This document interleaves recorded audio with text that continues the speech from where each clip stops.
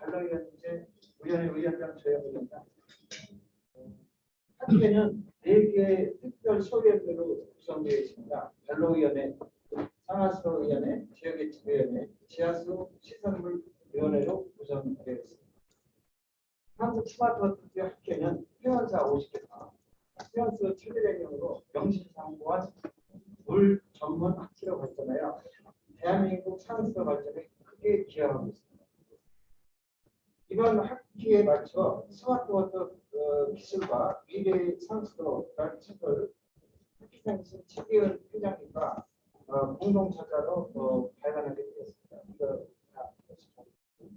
책의 내용은 전통적인 산업화 시스템의 구성과 역할, 한계 및 개선 방향, 미래의 산업화로 스마트 기술에 대한 내용으로 구성되어 있기 때문에 좀 산업화 입문서로는 상당히 참고될 만하다고 생각합니다. 오늘 관로위원회 세션은 4차 산업혁명과 관련한 미래의 산업화 발전 방향으로 스마트 산업화 반발 관련 내용으로 의미 있는 세션이 될 것입니다.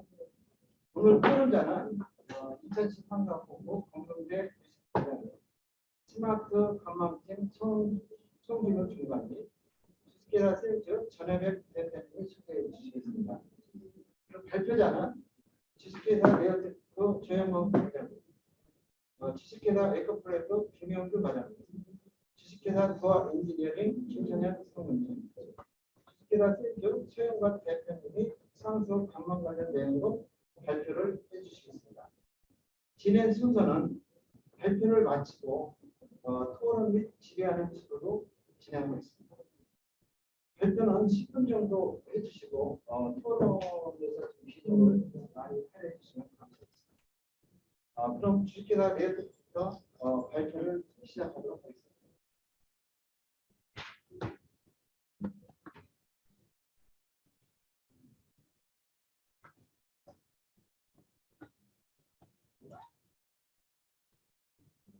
네, 안녕하십니까. 레어테크의 조영범 과장입니다.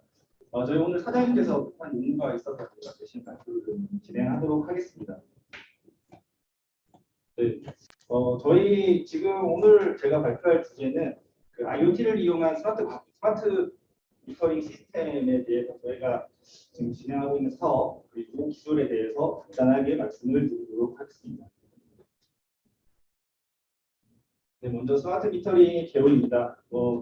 IoT 전용망이 구축이 되고 사문 인터넷이 도입이 확산이 되면서 이제 스마트 워터그리드 기술이 적용이 되고 있습니다. 여기에서 실제로 그 관망을 관리함에 있어서 저희는 그 수용가의 수도 미터 데이터를 실시간으로 검침하고 데이터를 수집하는 그런 기술을 지금 적용을 하고 있고요.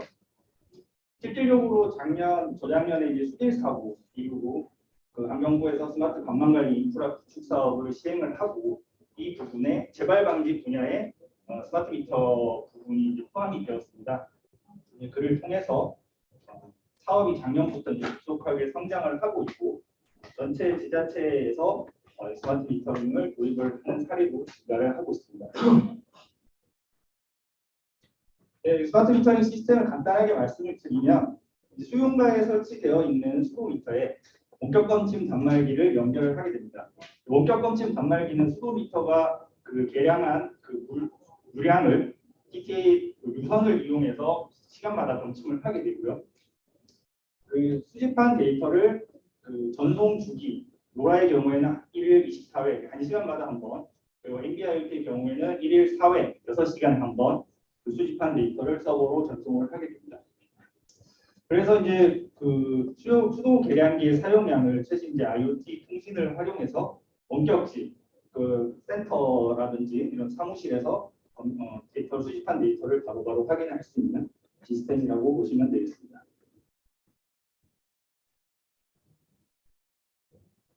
네, 조금 전에 이제 말씀드렸던 것처럼 스마트 관망관리 인프라 구축 사업을 통해서 시장이 급격하게 성장을 하고 있는데요.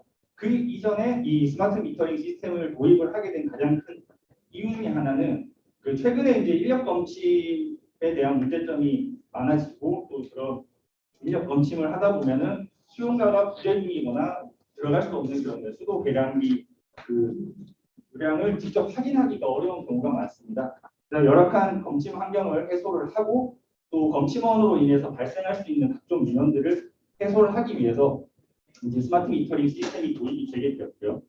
최초 스마트 미터링 시스템은 이제 PDA나 차량을 이용해서 고객 검침을 하게 되고 이 PDA에 입력을 하면은 그 PDA에 입력한 값을 가지고 뭐 서버에 그 센터에 들어가서 입력을 하는 식으로 진행을 했다가 그리고 이동통신망, 요거는 이제 400메가, 900메가 썸 방식입니다.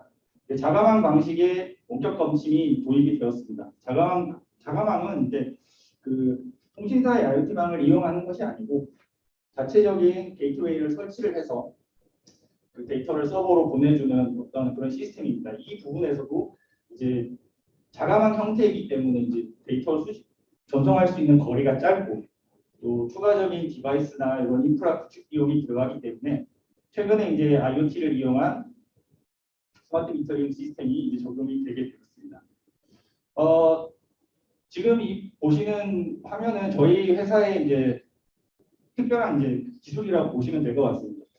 그 수도 계량기 함 내 그리고 매놀 내에 그 원격 검침 단말기가 설치가 되게 되면 이 원격 검침 단말기가 그 특수한 상황에서 통신이 불가능한 경우가 있습니다. 특히 매놀 같은 철판 뚜껑이나 두꺼운 철판을 그 네트워크에 통신이 되지 않는 경우가 있기 때문에 이러한 경우에는 저희가 이제 무선 확장형 시스템을 좀 구축을 해서 함 내와 함 외 이 부분을 이제 자가망으로 데이터를 수신을 하게 되고요. 외부에 설치되어 있는 이 MD형 무선 확장형 제품을 이용해서 서버로 데이터를 전송을 하게 됩니다. 이 부분에서 이제 매놀 등의 약해진 전파를 그 수집기가 일단 1차적으로 자가망을 통해서 데이터를 수신을 하게 되고요. 이 수신된 데이터를 IoT 통신을 이용해서 전송을 하게 되는 시스템이라고 보시면 될 것 같습니다. 일단은 저희가 스마트 미터링 시스템이 그 구축하게 되는 대상지가 1차적으로는 난검침 수용가입니다. 그 검침원이 방문해서 검침을 하기 어려운 경우, 그리고 두 번째는 그 사회 취약계층, 독거노인이라든지 뭐 이런 분들을 위한 이제 우선적인 사업 설치 대상지가 되거든요. 그래서 이제 그러한 사회 취약계층의 물 사용량을 검침을 하게 되면 그 물 사용량의 패턴의 변화가 있을 수가 있습니다. 어떤 특정 사고가 있어서 물을 사용하지 않는 경우에 이러한 그 물 사용량을 물을 쓰지 않는다는 어떤 알람을 담당 사회복지사한테 연결을 해줘서 담당 사회복지사가 해당 수용가에 방문을 할 수 있도록 이런 사회안전망 서비스와 연계를 할 수가 있고요. 그리고 야간의 경우에 물을 사용하지 않는 시간임에도 불구하고 연속적으로 6시간이라든지 특정 시간 동안 물을 지속적으로 사용을 하게 되면 옥내누수를 판단을 할 수가 있습니다. 이러한 경우에 그 수도사업소에 해당 내용을 또 전달하는 이런 시스템과 연계를 할 수가 있고요. 그리고 스마트 미터링 시스템은 이제 수용가의 물 사용량을 시간 단위로 측정을 하기 때문에 현재 유수율 검침 시스템은 유수율 측정 시스템은 월 단위로 정수장에서 생산돼서 수용가에서 사용된 물량을 월 단위로 판단을 해서 유수율을 산정을 하고 있습니다. 네, 이 시스템을 도입을 하게 되면 시간 단위로 물 사용량을 확인을 할 수가 있기 때문에 좀 더 정확한 유수율을 산정하는 데 활용을 할 수 있을 것이라고 기대하고 있습니다. 네, 지금 이거는 이제 저희가 판매하고 있는 제품입니다. 저희 제품이 이제 원형으로 생겨서 내구성 차원에 좀 강하다고 이제 말씀을 드릴 수가 있고요. LCD가 있고 없고 상관없이 모두 IP68 등급을 인증을 획득을 했습니다. 해당 제품은 이제 조달의 우수 제품으로 선정이 되어 있고 우수 발명품 우선 구매 선정 그리고 작년에는 우수 연구개발 혁신 제품으로도 선정이 되었습니다.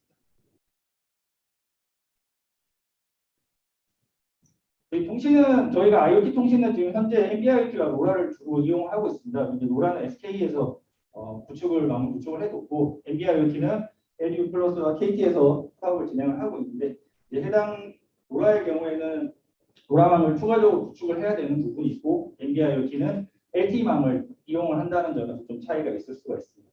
그래서 로라는 공중망과 자가망을 모두 활용을 할 수가 있고요. NB-IoT는 공중망만 활용할 수가 있습니다. 네, 뭐 통신 구조는 다음과 같은데 조금 전에 설명드렸던 이제 무선 확장형 로라의 경우에는 자가망을 활용을 할 수가 있습니다. 그래서 그 해당 시스템은 이제 자가망을 이용해서 데이터를 1차적으로 검침을 하고 IoT 통신을 이용할 수가 있고요. 또 이 위에 보시는 것처럼 전체 구성부에서도 여기 이제 공중망에 대해서 나타내고 있지만 그 자가망이 구축되어 있는 지자체, 부산 그리고 서울시도 지금 자가망 구축 계획이 있고요. 이런 경우에는 로라 자가망을 이용해서 데이터를 수집을 하실 수도 있습니다.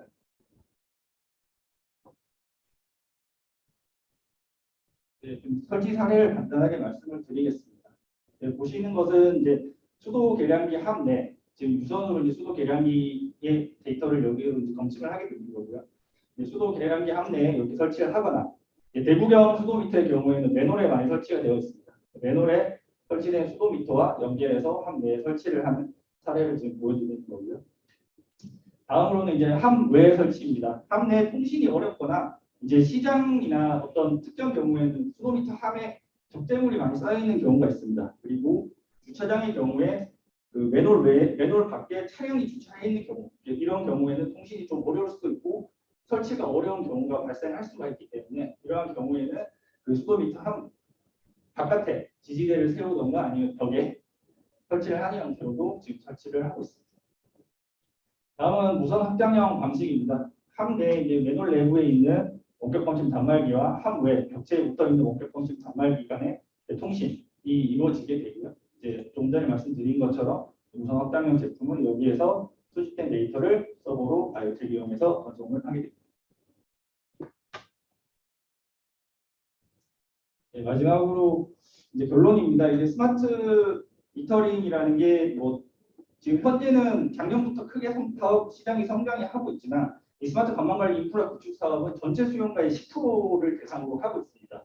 이 사업이 시작하기 전에 그 특정 지자체에서는 우선적으로 미터링 시스템을 구축을 한 지자체도 있지만 아직까지는 설치 사례가 크지 않기 때문에 이 상수도 업무 검침 업무의 효율화 그리고 최종적으로는 수집된 데이터를 이용해서 어떤 빅데이터 활용, AI 활용으로 연계를 할 수가 있기 때문에 전체 수용가의 데이터를 수집을 할 수가 있게 된다면 이제 뭐 데이터 수요 및 공급 관리 체계 효율화까지도 이루어질 수 있다고 생각이 됩니다.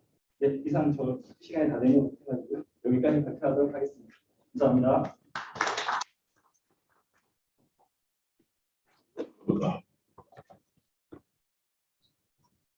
다음은 헬커플레이의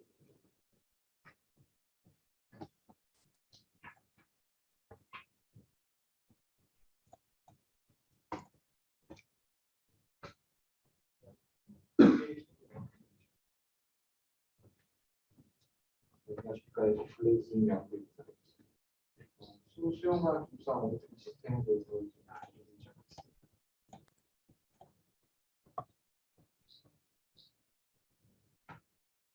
또 배경이 필요성이 있고, 현재 우리나라의 선도 공급은 93%로 39%이지만 노후관에서 발생되는 물물과 단순도에 의해서 수돗물에 대한 부심이 늘어나고 있습니다. 넓은 지역에 많은 관광이 매우 복잡하게 구성되어 있기 때문에 누수 등의 이상 발생 시 감지가 늦어지게 되고 이상이 발생하는 정확한 유치하기 어려워 사업 대처가 문제가 손실이 커지는 현상이 발생하고 있습니다. 이에 사용자 중심의 상수도 정보 제공 서비스를 위해 수용가별 우수용량 정보와 누수 발생 감지 및 판단 시스템 개발에 대한 요구가 있었으나 수용가에서 사용하는 상수도의 수질 이상 발생 시 감지하여 사용자에게 정보를 제공하고 수용가의 인원, 계절, 기상 상태에 대한 적정 의사용량 정보 제공에 대한 개발 요구가 발생하고 있었습니다. 또한 1인 가구 주말 따라 수용가에서 발생 가능한 인명사고, 특히 독거노인 등 1인 가구의 등상을 모니터링할 수 있는 시스템에 대한 개발 요구에 따라 오늘 연구를 진행하게 되었습니다.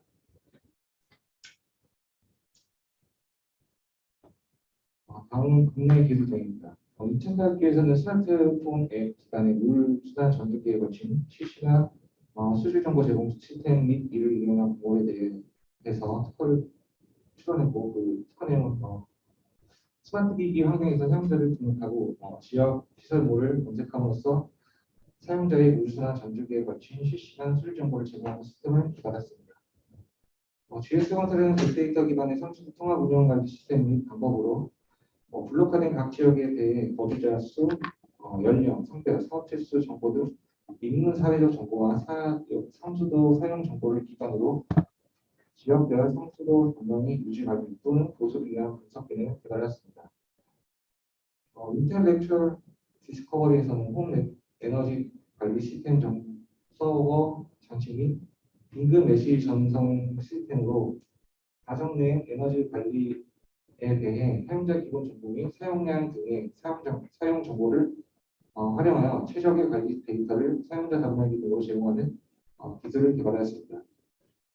텔레그램에서는 에너지 관리 시스템 및 그 에너지 관리 방법으로 위치 정보로부터 기상 정보 등을 획득하여 수도 사용량 등과 비교 검토함으로써 에너지 활용에 대한 정보를 사용자에게 제공하는 기술을 개발했습니다. 다음은 국외 기술 경우.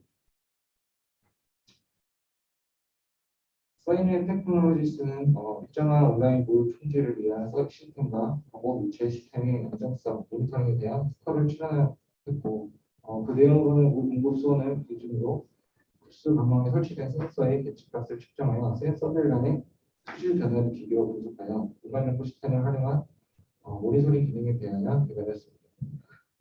NEC 포네이션에서는 정보 처리 장치, 제어 방법 및 프로그램 처리 장치와 통신할 수 있는 서버 시스템으로 온도원과 수요자의 위치 정보를 활용하여 서로 간의 매핑을 통해 온도원의 수질 정보를 수요자에게 제공하는 기술을 개발했으며 파카드에서는 상수도 네트워크의 자원 모니터링 시스템 및 방법으로 GIS 데이터 기반의 상수도 관망을 통해 상수도원의 위치 정보 및 대책 기기 등을 통해 수집된 정보를 비교, 통합, 분석하여 누수 및 수질 변동 등의 이슈 정보를 실시간으로 사용자에게 제공하는 시스템을 개발했습니다. 마이크 에드워드 필리페라에서는 유량기와 누수 방지 시스템으로 무사용 및 수질 작용 등을 수집 모니터링하여 분석된 정보를 사용자에게 제공하는 시스템을 개발했습니다. 저것도 그 기술 동향 시점입니다. 국내 물관리 시스템에서 상수원과 사용자의 위치 정보를 예측하는 수질 정보를 제공하는 관련 기술이 많이 개발되어 있는 것으로 조사되었으며 또한 사용자 개별 정보를 입력, 저장하여 기여하고 시설물 정보 및 수질 정보 등 외부 DB를 활용하여 수용자에게 상수도 수질 정보 및 상수도 사용 정보 등을 제공하는 기술에 대해 사용되어 모두로 조사되었습니다. 하지만 사용자가 직접 입력한 개별 정보 외에 사용자의 단말기 및 와이파이 등을 이용하여 가정 내 사용자 추가 등의 정보를 활용하거나 상수도 사용 정보 도출 및 제공과 관련된 기능에 대한 연구가 성리지 않은 것으로 조사되었습니다. 또한 상수도 모니터링 시스템을 통해 사용자의 위기사항 발생 시 모니터링 기능에 대한 연구가 수행되지 않은 것으로 조사되었습니다. 위에 그 수수용과 긴급상황 모니터링 시스템에서 이제 그 방법론을 설명드리겠습니다. 다음은 수용과 긴급상황 모니터링 구성부이고 시스템의 주요 장치는 서버 저장부, 서버 통신부, 서버 제어부로 구성되어 있으며 서버 저장부는 수도 관리 정보 DB와 수용과 정보 DB, 수도 사용 패턴 DB 및 기상 정보 DB로 구성되어 있습니다. 수도 관리 정보 DB는 수용과 식별 정보에 의하여 계절별, 일별, 시간별 수도 사용의 정보를 분해하여 저장 관리하고 수용과 정보 DB는 수용과 식별 정보, 수용과 인원, 단말기 식별 정보, 액세스 포인트 식별 정보와 누수 및 위기 상황 등의 긴급 사항을 통지한 연락처 정보를 포함하여 수용과별로 DB를 저장하도록 구성했습니다. 수도 사용 패턴 DB는 수용과별 수도 사용 패턴을 관리하고 기상 정보 등은 지역별로 계절, 일별, 시간별, 날씨, 온도, 습도 등의 기상 정보와 실시간 기상 정보를 포함하여 관리하도록 구성했습니다. 서버 통신부는 유무선 데이터 통신망에 접속하여 서버 제어부가 유무선 데이터 통신망에 접속해 있는 액세스 포인트 모바일 단말기, 수도 관리 시스템, 기상 시스템과 데이터 통신을 수행할 수 있도록 구성하고 서버 제어부는 수용과 등록부, 정보 수집부, GUI 제공부, 수도 사용 패턴 생성부, 서비스 제공부 등 수용과의 긴급상황 모니터링 장치 전반적인 동작을 제어하도록 구성했습니다. 수용과 수도 사용 패턴을 활용한 누수 모니터링 방법입니다. 관리 정보가 획득되면 수도 공급 모니터링은 수도가 사용 중인지를 판단하고 수도가 사용 중이면 학습된 해당 수용자의 사용자 수도 사용 패턴을 모자하여 현재 수도 사용 시간대가 사용자 수도 시간 사용 시간대인지를 판단하도록 했습니다. 수도 사용 시간대가 사용자의 수도 사용 패턴 시간대이며 수도 공급 모니터링은 현재 사용하는 시간대의 실시간 수도 사용량의 해당 시간대에 사용량보다 증가했는지를 우선적으로 판단을 하고 수도 사용량 패턴보다 더 많은 물이 사용되는 경우 수도 공급 모니터링은 사용자가 수용과의 사용자가 증가했는지를 우선적으로 한 번 더 판단을 하게 합니다. 만약에 사용자가 증가하지 않았다고 판단이 되면 수도 공급 모니터링은 누수 가능성 횟수를 1 증가시키고 수도 공급 모니터링은 카운트되는 누수 가능성 횟수가 미리 설정된 기준 횟수를 초과하는지를 검사하고 누수 가능성 횟수가 기준 횟수를 초과하지 않으면 수도 공급 모니터링은 이전의 과정들을 계속적으로 반복을 하게 됩니다.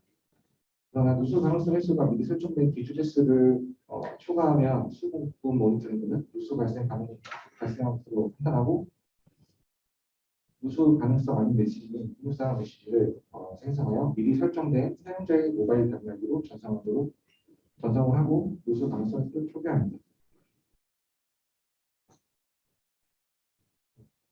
반면 현재 수도 사용 시간대가 사용자 수도 사용 패턴의 수도 사용 시간대가 아니면 수도 공급 모니터링은 수도 사용 여부 확인 요청 메시지를 설정된 사용자의 모바일 단말기로 전송을 하고 사용자 수도를 사용하고 있으면 알리는 사용자 응답이 있으면 하고 사용 중이지 않은 시 미사용 응답이며 누수 가능성 알림 메시지를 사용자에게 단말기로 전송하고 하였습니다. 비상적으로 활용한 누수 모니터링 방법입니다.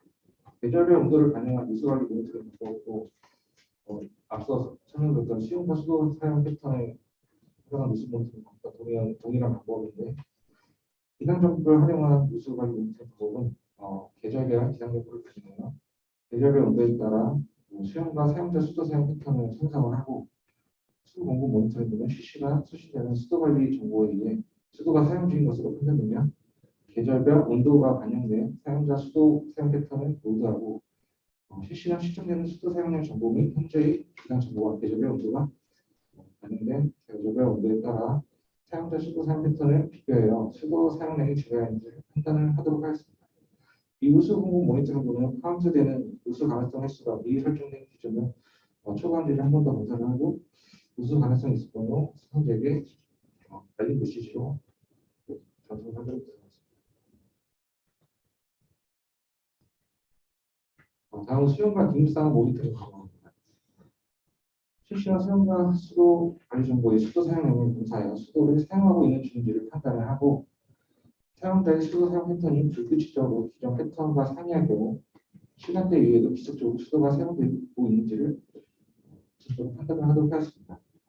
시험관 내에서 수도를 사용하고 잠드는 동작이 있을 경우 위기 상황 관리 대상자가 안전한 것으로 판단하여 종료를 하고 수도가 지속적으로 사용되고 위급상황 모니터링은 미리 설정된 수도가 지속적으로 사용되고 있으면 위급상황 모니터링은 미리 설정된 위기상황 관리 대상자의 모바일 단말기로 위기상황 문의 메시지를 발송하도록 구성하였습니다. 위기상황 모니터링은 사용자로부터 위기상황 버튼 및 안전상황 버튼 중 어느 응답이 수립되는지를 모니터링하고 위기상황이면 미리 설정된 위기상황 통지 대상자에게 모바일 단말기로 위기상황 통지 메시지를 발송하도록 구성하였습니다. 그리고 위기상황 모니터링은 위기상황 문의 메시지 발송에 대해 일정 시간 동안 응답이 없으면 위기상황으로 판단을 하고 위기상황 메시지를 동일하게 통지 대상자에게 전송하도록 하였습니다. 반면 수도 사용자가 수도 사용 시간대임에도 불구하고 수도 사용이 되고 있지 않을 경우 사용자 수도 미사용 횟수를 카운트하여 미사용 횟수가 미리 설정된 기준 횟수를 초과하는지를 모니터링하고 기준 횟수를 초과하면 위기상황 모니터링은 관리 대상자에게 위기상황 문의 메시지를 발송을 하고 동일하게 위기 상황이거나 특정 시간 내에 응답이 없을 경우 위기 상황으로 판단하여 위기상 메시 통지되는 데에 일괄 전화기로 전송하도록 하였습니다. 이상 발표를 마치겠습니다.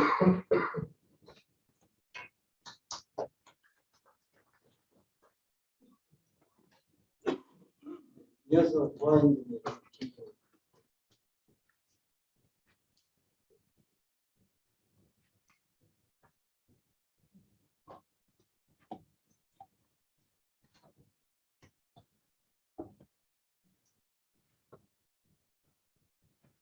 네, 수행하는 도와줍니다.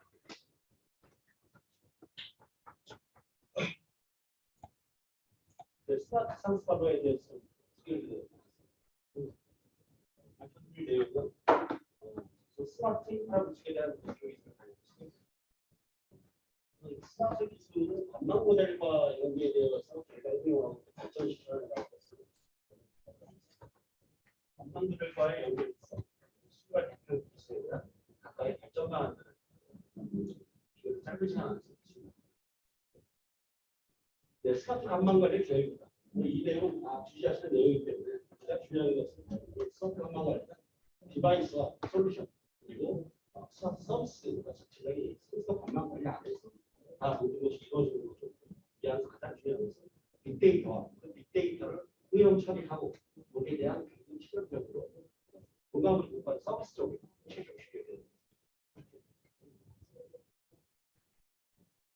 네, 대표 기술로 보시게 되면 전체 기술 10개 중에서도 수질 관리에 대한 부분에 대해서는 5개 정도로 구분 지을 수가 있습니다. 소규모 유량 사업하는 시스템, 자동들이 수질 측정 장치, 정밀화 장치, 관망 모델의 틀을 좀 보고 계십니다. 관망 모델은 무엇보다도 선수 계통, 그래서 전체 계통에 대해서 기본적으로 수질 및 수학 교사, 아울러서 관로의 수치 반응 계수, 감면 계수, 수학 및 수질에 대한 원보정을 통해서 이러한 관망 모델링이 완벽하게 구현이 되어주어야 우리가 원하는 스마트 관망관리의 최종 목표에 다다를 수 있을 것입니다. 또 현재 최근에 키워드된 미래형 상수 시설을 환경에서 이미 키워드로 지원을 하였습니다. 미래형 상수 시설 기반에 또 스마트 관망관리에 있어서 관망 모델이 우선 구현이 되어야 이 모든 것들이 가능한 것입니다. 네, 관망 모델에 대한 개혁을 이러한 식으로 해서 그 정수장과 배수시, 중블럭 안에 스몰럭 구입으로 나눠지고 스몰럭 안에서는 빅과 터치블로 나눠지는데 각각의 수질 문제 이상씩 드레인이나 여과기를 통해서 현재 그 관망 수질을 유지하려는 그렇게 틀을 잡고 있습니다. 네, 그 첫 번째 소규모 유량 감시 시스템. 이 소규모 유량이라고 하면은 저희가 통상적으로 얘기하는 소블럭 단위를 얘기합니다. 소블럭 단위라는 얘기는 수용과 스플러스가 350점에서 한 700점 정도를 이제 소블럭 단위입니다. 그럼 우리가 관리를 하게 될 때 소블럭 개념으로 관리하고 또 수소블럭 개념을 하게 되는 거예요. 그렇다면 소블럭 개념에 있어서는 우리가 위량계, 수압계를 설치를 해서 소블럭 유입도 상대적으로 상당히 면적이 넓습니다. 상당히 시장식은 유입도, 표시부의 전유 영상 플러스 이러한 관광구들 그리고 그 관광구들에 의한 소규모 유량 수학 감시 시스템이 좀 더 위치해 있어야 된다는 예시입니다. 말씀드린 것처럼 전체 소블록 이렇게 큰 방안을 쓴다면 그 안에서 소소블록은 이 정도 한 300장에서 200장 정도 쓰고 소소블록도 이렇게 별도로 또 관리하는 이런. 네, 이제부터 이제 대표이사 결정방을 말씀드리는데 블록 확인 절차입니다. 상당히 중요한 겁니다. 관망 모델링 하는 데 있어서 그게 확인이 이루어지지 않습니다. 관망 자체가 형성되지 않는 겁니다. 과거 여태까지 최근에 아직까지도 표면적인 관망 관리를 하고 있기 때문에 이게 입체적 조조차와 관망의 설치를 확인한 전체적인 그런 이야기입니다. 블록홀링을 하는 데 상당히 어렵습니다. 사실 저희 2010 마찬가지지만 블록홀을 완전히 분산해서 수압을 제로화시킨다는 건 상당히 어렵다고 보겠습니다만 하지만 하더라도 또 수압의 제로화는 반드시 우리가 지켜나가야 되는 것이고 단지 예외가 되는 조건은 지형의 고전차 이런 걸 고려했을 때 상부 고위 지대에서는 제도가 당연히 이루어지고 하부 경우에서는 정석을 보유한 자율사업 정도로 논의할 수 있다. 그래서 과연 그렇게 되었을 때 진정 블록이 이루어졌다라고 할 수 있는데 이런 부분들이 짧은 사업 기간을 위해서 간단히 주장을 원격 검침입니다. 앞서서 그 레이트에서 원격 검침 아까 설명드렸기 때문에 부분을 제가 살짝 진행하겠습니다만 원격 검침에 대해서 살짝 중요한 부분입니다. 원격 검침이 여태까지 저희가 엔지니어사든지 그리고 기관에서 전망 모델을 하기 위해서 수배 수축에 대한 가능 관련해서 우리가 지하에 생산자에 하는데 실제 그 수정, 수용감에 따른 검침 수량에 대한 실시험 검침을 위해서 반방 전차에 완벽히 할 수 있다. 이게 검침의 최종 목표다. 네, 그래서 그 지금 말씀드린 대로 스피드 모델링을 정확히 할 수 있고 과거의 수사의 체계, 단선 배수 체계까지 우리가 모델링이 이루어졌다면 원격 검침을 통해서 최종적으로 배수 체계까지 우리가 총괄 관리할 수 있다. 자동 드레인 부분입니다. 그 자동 드레인은 무엇보다도 이제 소블러 그리고 또 관로 이상이 예견되는 부위에 우리가 설치할 수 있는데 유니프와 말단을 대표적으로 설치할 수가 있습니다. 단지 자동 드레인을 설치할 때 유의할 사항은 자동 드레인은 이터로 인한 오히려 초과 인수로 인해서 특징을 쟁상으로 그래서 자동 드레인에 대한 개선 방안을 제가 간단하게 변호사에 내용은 뭐 간단하게 사실 이터관의 계획과 정해지니까 야간식 이터관의 계획을 하게 되면 기존의 QA 부분이 생산이 사실 이천시 전체 상수 관로의 평균 유성은 현재 이 시간에다 0.15에서 0.2가 되지 않아요. 이런 부분들이 야간 시에 인터넷을 개방한다는 평상시를 하고 평상시 개방을 공간 단위말로 하다가 부수적으로 인터넷 개방이 되면 당연히 기존의 QA값, VA값은 상승하게 마련입니다. 이 상승에 인해서 우리가 다른 특징들이 올라가게 되는데 자동들에서 관점을 갖고 우리가 중요한 사항은 미터웨를 개방하는 궤도율과 상승 유성을 제거해야 됩니다. 이거 우리가 현장 관리를 할 때 반드시 수치를 하고 넘어갑니다. 보시는 표현에 되면 각종 연구 논문 자료라든지 수정을 최근에 이거 논문을 했습니다만 보시는 바와 같이 간단히 설명을 드리면 반론의 침전물들이 0.2m 이하에서는 다란제있다가 0.2 이상에 올라가는 반중식을 일어나기 시작하고 0.2가 넘어오면 발산다고 명령을 시키고 난리 납니다. 그런 특징을 지금 결코 여기에 되는 반론의 유성을 상당히 네, 그 자동 드레인이 여태까지 저희가 그 상품 기관에서 스폰서 위주로 것이 없었습니다. 보시는 것이 무슨 경우인지 도장 표류라든지 각종 떨어진 이물질들은 비교적 비중이 작아서 스폰서를 오면서 비치에서 가능성이 있습니다만 실제 철망가라든지 비중이 보다 높은 부분에서 드레인 전용화를 통해서 반드시 이루어져야 원활한 수질 유지가 아니라 용이하다. 첫 장치입니다. 이 부분은 뭐 5개 수질 항목에 대해서 말씀 부분들을 보시면 되는 정밀화가 장치 부분으로 넘어가겠습니다. 정밀화가 장치는 큰 틀에서 수질 대응을 하기 위한 부분이야 아니면 수질 감시를 위한 부분에서 크게 정밀화가 장치입니다. 그래서 수질 대응을 하기 위해서는 기존 관로가 무거워가 됐다든지 또 관로 유속이 평상시 우리가 생각하는 0.6%를 넘어가는 지역이어서 어떤 관례 부분과 예측이 되는 부분 이런 부분에 대해서는 정밀화가 설치하는 것이 좋다. 그런데 수질 감시용 장치 같은 경우에는 크게 중물로 개념이라든지 출구 여러 가지 출구 아니면 배수적으로 설치를 해서 수질을 출수에 대해서 시간의 수치 모르는 수치를 들어주고 감시하는 대응으로서 설치를 식별했으면 일반적인 표현 구조식 여가냐 아니면 자동 역사를 방식했다고 이번에 조금 한번 지지하고 싶은 내용은 필터의 근처 중이라든지 자동 역사한다면 자동 역사를 필터하고 그냥 필터라든지 유지 관리 필터의 근처에 있다는 부분이 나중에 말씀드리지만 필요 방식 표시가 이루어지지 않으면 상당히 어려워진다. 그래서 일단 영화 정밀 영화의 특성을 보여봤을 때 상승 언론의 흐름 유속을 고려하고 차압 관리를 이루어져야 되고 수온 변화가 최소화되고 상식적으로 상승 언론은 지중 통해서 유속을 이루어집니다. 이것이 변시가 있다더라도 수온이 변화합니다. 필터에 대한 사상 착기 방안에 대해서 더 좋은 부분은 어느 정도 기인할 수 있는 철망관을 제거할 수 있는 방법이 가능하겠느냐 그런 부분을 좀 맞춰보는 거예요. 그래서 그 정밀 영화를 하는데 신생 기업들 보면은 너무 지나친 그 수지를 자구하고 있어요. 상당히 오래되는 부분.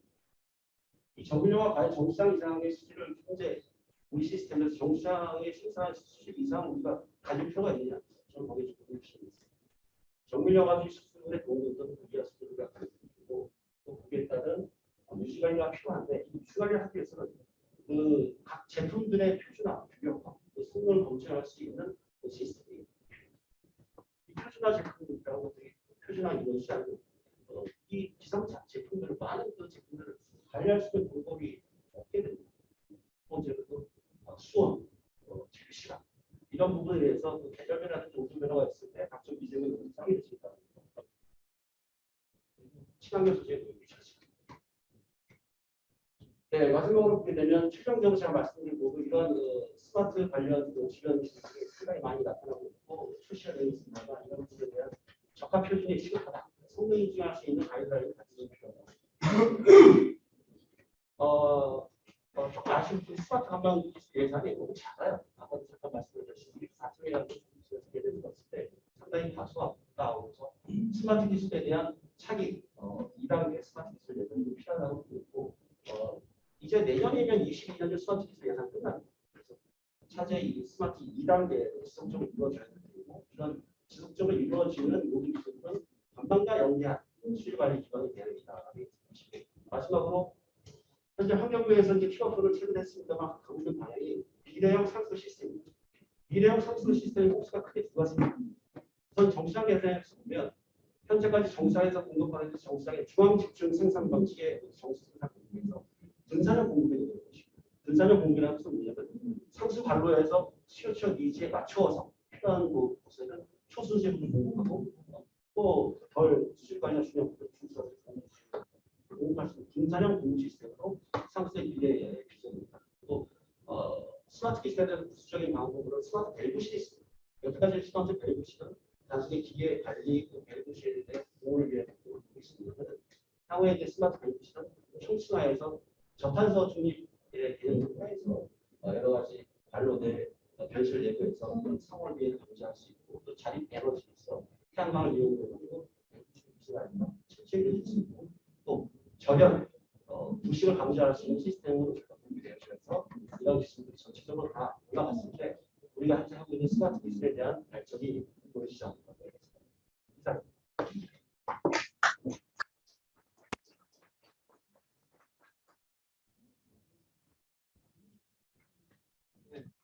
네, 다음은 센터의 사용.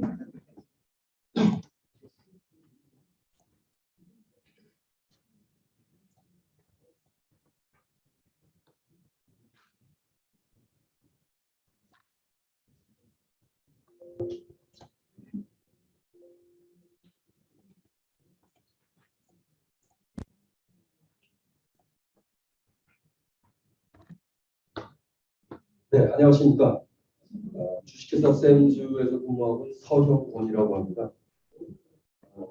기업 활동 분야를 이 자리에서 말씀드리게 되어서 감사드린다는 말씀을 먼저 드리고 세션이 수도 관련 부서에서 종사하시는 수도 관계자 여러분의 그 정보 획득에 도움이 되시는 시간이 되시기를 기대를 합니다.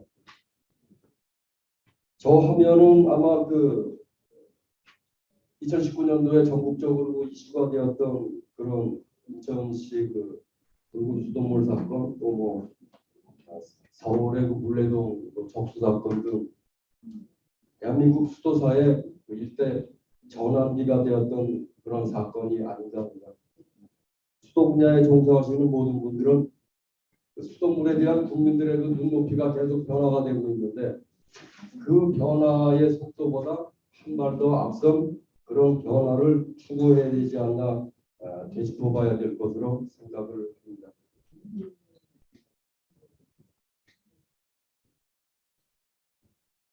그래서 어쨌든 그 국가에서는 불도수돗물 사태로 인해서 그 안전관리 종합대책을 발표를 하게 되는데 보시다시피 그 네 가지 문제점을 적수 발생 원인으로 진단을 하게 됩니다. 첫째, 전국 수도관이 한 20만 킬로미터 정도가 되는데 그 중에 7.5%인 15,000킬로미터가 노후가 된 상태다. 근데 그 중에서도 22% 정도인 3,000킬로미터만 정비가 되고 있고 또 정기적으로 시행하는 관망 진단을 실제 뭐 야대에서 뭐 확인하고 그런 것보다는 서류상으로 진행을 하고 있다. 그리고 두 번째, 수도 분야 운영 관련 인력들이 계속 줄고 또 수도 분야에 대한 근무를 기피를 하고 또 인사 관련 등 이유로 그 관리자들의 역량이 부족하다. 또 이제 세 번째는 관리 역량이 부족한 그런 인원이 사고 대응에 대한 전문성이 또 당연히 부족한 것도 당연하고 서로 협업 체계가 미비가 되고 또 이에 대한 대응 매뉴얼도 없다. 네 번째, 수질에 대한 주민 불안을 해소해주는 시스템을 갖고 있지 않다. 이렇게 진단을 했습니다. 그 진단이 뭐 정확하냐, 뭐 적절하냐 아니라는 걸 뭐 이 자리에서 논할 게 아니기 때문에 이렇게 지적을 했다라는 부분을 말씀을 드리고 어쨌든 전문 인력을 보완하는 방법으로 관망관리 대응업 제도를 도입을 하고 그리고 관망 진단도 실질적으로 행하도록 하고 또 지자체와 수정공사를 통한 협업 체계를 구성을 하고 그리고 스마트 관망관리 시스템 구축을 해서 수질 공개를 실시간으로 하겠다라는 대책 사업을 추진을 하게 됩니다. 또한 그 기존의 그 현대화 사업을 하면서 배부되었던 그 인프라 구축 가이드북을 보완을 해서 지난 6월 스마트 관망관리 인프라 구축 가이드북을 완성을 해서 전국 지자체 161개 지자체에 이제 배부를 하게 됩니다. 저는 이제 그 위 종합대책에서 거론와 있던 인프라 구축 사업을 보완한 그 10개 대표 기술 중에 7번째로 선정된 스마트 관로 시설 인식 체계에 대해서 본 시간에 간단하게 말씀을 드리고자 합니다. 이 환경부 대책을 전반적으로 표현을 한 건데 어쨌든 아까 다른 분이 말씀드린 대로 2022년까지 161개 지자체에 대해서 1조 2천억을 들여서 스마트 관망관리 시스템을 구축을 하겠다. 또 그 중에 대표적으로 정밀 여과 장치 등을 라인에 설치를 하는 그런 기술을 도입을 하겠다라고 발표를 하게 됩니다. 이 개념도도 뭐 수도 하시는 분들은 많이 봤을 겁니다. 실시간 모니터링을 하는데 자동 드레인 설비라든가 정밀 여과 장치라든가 뭐 각 지역의 그 소굴록 내의 수압이라든가 그런 부분들을 실시간으로 모니터링을 해서 관로의 수질, 수압, 유량이 어떻게 변화가 되고 있는지 미리 그 체크를 해서 사고가 생긴 다음에 대응을 하는 게 아니라 미리 예방적으로 수도 시설을 관리를 하겠다라는 게 스마트 관망관리 시스템 구축의 전반적인 대강이 되겠습니다. 그런데 이제 이 시기에 그 대한상수도학회의 한 분과인 그 관로연구에서 전국의 그 지자체에 근무하시는 수도 관련 종사자들에 대해서 설문조사를 좀 했습니다. 그 설문 항목이 뭐냐면은 환경부의 스마트 지방상수도 사업 내용이 그때 결과를 보면은 내용 자체는 긍정적이다. 근데 검토할 대상이 많다. 그리고 사업 내용 및 도입 효과는 이해는 하지만 항목이 너무 많다. 경제 근무자로서 그런 부분들에 대해서 일일이 다 집중할 만한 그런 인력이라든가 뭐 비용이라든가 그런 게 현실적으로 부족을 하다. 그리고 본 사업을 수행하는 데서 최우선 순위가 전문 인력을 확보를 해야 되고 또 정확한 관망 데이터를 구축을 하고 주요 관로의 정보 데이터 구축 등으로 이런 걸 해야 된다라고 조사가 되었고 또 상수도 관로에서 그렇다면 적수가 발생한 이유가 뭐냐 했을 때 관로가 노후됐다, 뭐 부식이 됐다, 밸브 조작을 급격하게 한다, 이런 이제 답변들을 했고, 그러면 그 수도 관련된 근무자들이 현장에서 가장 중요한 정보가 뭐냐 이제 물었을 때 관로에 대한 정보, 예를 들어서 뭐 이 반종이 뭐다, 뭐 100mm짜리냐 200mm짜리냐 언제 묻은 거냐, 그런 이제 뭐 정보라든가 이 밸브를 뭐 열었을 때 어느 동네가 그 급수가 중단이 되냐 또는 어느 지역까지 영향을 받느냐라는 정보가 없다라는 이제 그 답변들을 많이 했고, 우리가 통상적으로 알고 있지만은 뭐 100mm 같은 경우에 보통 뭐 회전수가 20배, 뭐 150은 뭐 30배 이 정도는 일반적으로 알지만은 수도에 종사하지 않은 사람들, 해보지 않은 사람들이 수도 분야로 전입을 왔을 때 그 별거 아닌 정보도 사실 모르기 때문에 밸브를 만지기가 참 두려운 그런 그 결과를 초래를 하고 있다는 부분에 대해서는 우리가 좀 인식을 해야 되고 그런 부분에 대해서 답변을 했다고 합니다. 그래서 이제 그 조사 내용을 간단히 분석을 해보면은 환경부의 사업이 지속적으로 추진을 해야 될 사업이라는 것을 인식을 한다.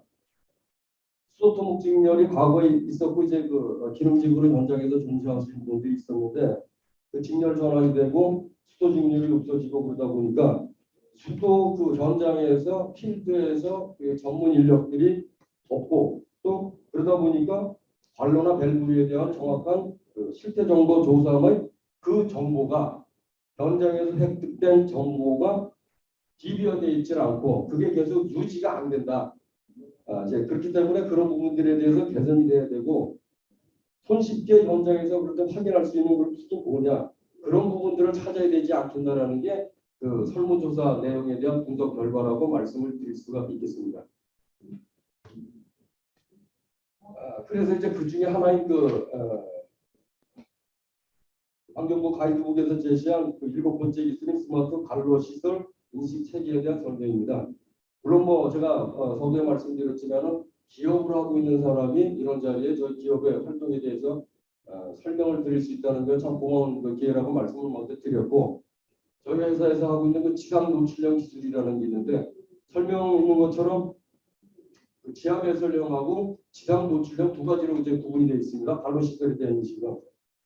그래서 이제 지하 배설형이라는 거는 우리가 이제 관 교체를 하거나 신설관을 그 까줄 때 관의 상단에다가 저 RF 기능을 갖고 있는 거를 그 설치를 하고 데모이기를 해서 나중에 그 관이 어디에 묻혀 있고 심도가 뭐 몇 메타다라는 거를 확인할 수 있는 그런 기술이고, 저희 회사에서 하고 있는 그 지상 노출형 기술은 뭐냐면은 관로 밸브 옆에다가 나중에 설명을 드리겠지만은 RFID 기능을 갖고 있는 태그를 설치를 해서 그걸 인식하는 리더기 가지고 태그를 했을 때 이 밸브는 그러니까 미리 그 종사자들이 입력을 해놓은 정보를 나중 사람이라도 그거를 이제 확인할 수 있는 그런 그 시스템이라고 말씀을 드릴 수가 있겠습니다. 이 관로는 뭐 100mm 예를 들어 고 기업에서 생산한 어떤 밸브고 회전수는 몇 mm고 아까 말씀드렸지만은 예를 들어서 100mm 밸브에 20회전이라고 그러면은 이 밸브는 이 지역 그 관리 연관이 되는 지역의 수압 조절을 하기 위해서 10회전만 열어놨다. 그런 정보들을 기록을 할 수 있는 기능을 갖고 있다라는 그런 시스템이라는 부분입니다. 그래야 나중 사람도 반복되는 설명입니다만은 뭐 인사이동이라든가 사람이 바뀌었을 때 다시 한번 전 사람이 입력해놓은 정보를 나중 사람도 손쉽게 확인을 할 수 있다라는 그런 시스템이라는 부분을 말씀을 먼저 드립니다. 그래서 이제 그 뭐 법적인 기준이라든가 그런 부분은 뭐 여기서 설명드릴 게 아니기 때문에 이 부분은 생략을 하고 넘어가겠습니다. 이것도 이제 저희 회사에 대한 설명이라서 생략을 하겠습니다. 그러면은 지자체에서 수도에 근무하시는 분들이 제가 방금 전에 말씀드린 그대로 현재 물론 뭐 이제 인천도 일부 설치가 되어 있긴 합니다만 일반적으로 보면은 GIS에 입력되어 있는 정보를 종이로 이제 출력을 해서 관망도 출력을 해가지고 현장에 갖고 나가서 이 밸브는 몇 mm이고 이제 그런 정보를 확인하게 되는데, 확인만 하는 게 아니라 예를 들어서 뭐 조절을 했다 그러면은 그 조절한 내역이라든가 그 지역에 뭐 공사를 하는 그런 정보들을 메모를 해서 또는 이제 사진을 찍어가지고 GIS에다 업로드를 하는데 지금 인천 같은 경우에 각 사업소의 그 GIS 담당자들이 한 명씩 지정이 되어 있습니다. 그 사람한테 그 자료를 넘겨줘야 되거든요. 그럼 이제 그 담당자가 그 정보를 업로드를 하는데 현장에 가서 본 사람은 A라는 사람이고 사무실에서 업로드하는 사람 B라는 사람인데 B라는 사람은 그 담당자는 현장에 나간 적이 없기 때문에 정보에 대한 이해하는 게 좀 사실 좀 거리감 있는 게 사실입니다. 그리고 그런 이제 그 번거로운 과정들이 반복이 되기 때문에 제가 이제 반복해서 말씀을 드리는 게 현장에서 확인할 수 있는 툴을 좀 가져야 되지 않냐 이제 그런 부분에 대해서 말씀을 드리는 겁니다. 여기 저 사진에서 보시는 것처럼 시설물 위치 조사를 해서 시설물의 그 상세 정보 표시를 하고 그리고 시설물 영상이라든가 영상을 등록해서 조회할 수 있는 기능이다라는 말씀을 드리고 이건 뭐 계속 반복되는 내용이라는 생각을 하겠습니다. 그래서 어쨌든 뭐 간단하게 말씀을 드리면은 현장의 그 밸브 철기에다가 이런 태그를 설치를 해가지고 아까 말씀드린 대로 이 밸브에 대한 정보, 영양 관로, 뭐 회전수라든가 그런 부분들을 입력을 해서 해놓으면은 나중에라도 담당자가 바뀌었을 때 그 담당자가 그 전임자가 입력해놓은 정보를 확인을 할 수 있다라는 그런 부분이 장점이다라는 것을 말씀을 드립니다. 그래서 그 입력되어 있는 정보에 의한 관로라든가 이런 부분들이 GIS에 표현되어 있는 것들을 업로드를 한 거고 그리고 여기에 보면은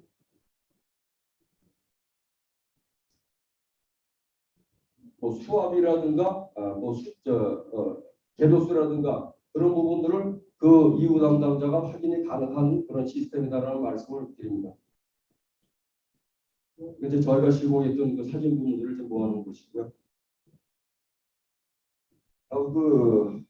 내놀령 그 정보에 대해서 그 관로 인식 체계에 대해서 그 말씀을 드렸고 하나 더 이제 추가해서 말씀을 좀 드리겠습니다. 수돗물에 대한 그 국민의 인식 변화인데요. 수돗물은 그 세 가지 요소가 있다 그러죠. 뭐 풍부한 수량과 적정한 수압 그리고 그 기준에 맞는 수질 이 세 가지가 완벽히 맞아야 수돗물이지 하나라도 맞지 않으면은 과거 같은 그런 그 사태가 또 이제 발생이 된다라는 것을 전제해서 말씀을 드리고 환경부 예부상대로 그 관광관리 시스템이 구축이 되면은 대응적이 아닌 수도권 분야에 종사하는 사람들이 일방적으로 수질이나 수압을 관리가 될 것이다라는 기대를 하고 또 공급 과정에서 수도관 관리 상태도 우리가 그 필연적으로 해 나가야 되지 않는 그런 그 과제가 아닌가 이제 그런 말씀입니다. 그러면은 2019년도에 발생되었던 그 붉은 무슨물 사태가 앞으로 또 발생을 안 한다라고 지금 장담을 할 수 있을까요? 그럼 이제 그런 문제가 또 생겼을 때 뭐 지자체는 뭐 당연하고 그 수도 분야에 근무하는 모든 분들은 시민들한테 뭐라고 답변을 할까지 참 궁금하더라고요. 그런 부분들이. 수돗물에서 생산하는 그 수질은 우리가 다 알고 계시겠지만은 수질 기준의 그 탁도 같은 경우에 0.5 NTU 이하인데 제가 알기에는 뭐 0.05, 0.06 이런 상태까지도 그 탁도를 낮춰가지고 송수를 하거든요. 그러면은 수도꼭지까지 수돗물이 가야 되는데 그 이송 장비의 그 관해 상태는 어떠냐? 정수장에서 생산하는 물을 그대로 완벽하게 가정집까지 보내야 될 의무를 수도종사자들이 갖고 있는데 그 부분을 어떻게 할 것이라는 것을 그 고민을 안 할 수가 없습니다. 그 수도관의 그 피복이라든가 도장이 이제 완벽하게 반영부라 그러니까 그때까지 보존이 된다면은 다행인 것 같지만은 현실은 이제 그렇지 않다는 걸 다 알고 있죠. 우리는 수돗물 자체에 있는 그 유기물이나 무기물들이 그 화학적 변화를 하고 또 뭐 도장제 탈락 또 이제 그 천공 과정에서 생기는 그 철 스크랩이 이제 부식되는 거 그건 뭐 어차피 피할 수 없는 그런 그 과정이 아닌가 합니다. 그러면은 내부 스케일이나 이물질은 결국 주기적으로 세척하는 수밖에 없는데 어떤 방법이 있겠냐? 국가건설 기준에 보면 이제 세척에 대해서 기존 도장제 손상 없이 수도관의 슬라임, 녹, 침전물 등을 물의 흐름을 이용해서 제거하는 것이라고 이제 그 명시를 해놨습니다. 그래서 이제 방법으로는 우리가 흔히 하는 이제 그 단방향 플러싱, 아이스 피브, 에어 스커링, 또 이제 수압 피브 등 이제 그 방법을 제시를 하고 있습니다. 알고 계시는 바대로 이제 환경부에서 지난 그 4월에 그 상수도 관망시설 유지관리용 세부 기준을 고시를 하면서 전국의 모든 관로를 10년 이내에 1회 이상 세척을 하도록 규정을 했고 이제 판세책에 대한 그 정의도 명시를 한 바가 있습니다. 일반적인 그 고기주입 세척하는 흐름도인데 그것도 아시라고 좀 생략을 하겠습니다. 이 부분은. 이 문제 생략을 하겠습니다. 저희가 뭐 특허 받았다고 해서 자랑해봐야 사실 뭐 그렇기 때문에 좀 생략을 하겠습니다. 그러면은 저희가 갖고 있는 그 세척이 과연 어떤 특징이 있느냐? 조금 아까 생략한 부분에서 보면은 그 고기주입 세척 같은 경우에 순방향으로 이제 세척을 하는데요. 앞으로 이제 그 상수도 학회에서 실증 데이터를 가지고 설명을 좀 말씀드리겠습니다만 순방향으로 할 때 물론 그 플러싱이라든가 그런 것보다는 압축 공기를 집어넣어서 할 때는 그 세척 효과가 당연히 월등하다라는 걸 우리가 인식을 하고 있습니다. 그러면은 이제 우리 이제 어떻게 하냐? 순방향과 역방향을 이제 부주기적으로 단월적으로 이제 조작을 합니다. 그래서 세척의 효과를 극대화하는 그런 기술이다라는 부분에 대해서 간단하게 먼저 말씀을 드리겠습니다. 그래서 이제 사진에서 보면은 이게 이제 그 에어 컴프레시를 이용해서 공기 주입을 하고 아니면은 기존의 지상식 소화전으로라도 그 공기 주입을 하고 요거는 이렇게 그 세척을 하게 되면은 아주 고농도의 그 오염된 세척수가 나오게 되는데 그 세척수를 아까 그 유지관리 세부 기준에서도 사실 뭐 처음에 그 기준을 제정을 할 때 뭐 어떤 탁도라든가 그거를 좀 규제를 해야 되지 않냐 그런 얘기가 있었지만은 어쨌든 기준상으로는 그냥 뭐 우수부에 방류하는 그런 기준입니다. 그럼 이제 그거를 그대로 방류를 했을 때 과연 시민들이 저 그 상태를 보고서 이게 수도관이 이렇구나라고 이해를 할지 아니면은 이런 관으로 우리가 물을 먹어내라고 좀 네거티브한 생각을 가질지는 모르겠습니다만 이 접수 저감 장치하고 연결을 합니다. 그렇게 해서 이 접수 자체를 탁도를 한 70% 정도 감소를 시켜가지고 다음 화면에도 나오겠지만 육안으로 봤을 때 그냥 뭐 깨끗하네. 이제 그 정도의 물을 물로 만들어서 이제 그 방류를 하는 기술을 갖고 있다라는 말씀을 드리고 이게 이제 그 고용물질들은 별도로 포집을 합니다. 이거는 뭐 하천에다가 버리진 않고 별도로 처리를 하고 그럼 뭐 이제 그 반복되는 뭐 얘기이기 때문에 설명을 하겠습니다. 그래서 이제 이거를 좀 보시면은 이 탁도 자체가 제가 이제 시력이 좀 안 좋아서 수방향으로 했을 때 8.29 또는 이제 6.64인데 리버스 에어스컬이 역방향으로 하게 되면 89.54, 39.29 이런 식으로 한 6배 정도의 그 세척 효과가 있습니다. 역방향으로 하는 게.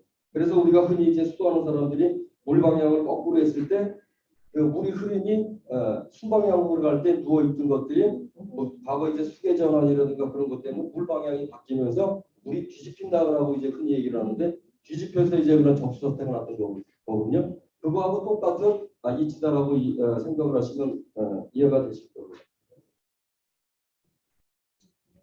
그러니까 저희가 그 지난 10월달에 뭐 경기도에서 그 작업을 했던 그 과정을 본 사진으로 보여드릴 건데요. 요거는 이제 그 실시간 탁도 깨고 그래서 요게 세척 점검물을 통해서 공기를 주입을 하고 그 장비에서 내시경 조사하고 압축 공기 투입을 하고 요게 이제 압축 공기가 배출되는 다시 말해서 세척수가 배출되는 장비입니다. 그래서 접수 저감 장치를 통해서 처음에 나온 접수를 이런 상태까지 깨끗하게 해서 방류를 한다. 그 다음에 요 시설물에 대해서는 이렇게 중형 처리의 유지 관리를 한다. 라는 그 일반적인 전반적인 공정에 대해서 말씀을 드렸습니다. 이상으로 설명을 마치겠습니다. 감사합니다. 네, 수고하셨습니다. 스마트 관망가기 핵심 요소가 있습니다. 내용 테크에서 스마트 데이터에서 컴퓨터에서 시험 같은 거 모니터링 그리고 이제 보안에서 관망의 수익 관리 센즈에서 밸브 점검 전체 접수 토론은 오늘 토론자로 이제 세 분이 오셨는데 지금 한 분밖에 안 오셔서 일단은 지금 오신 분이 우선 토론해주시고요. 일단은 순서는 답변이 용이하도록 발표식으로 그다음에 이제 그 객석에 앉아 질문을 좀 받고 그 정리하는 식으로 진행하겠습니다. 마이크.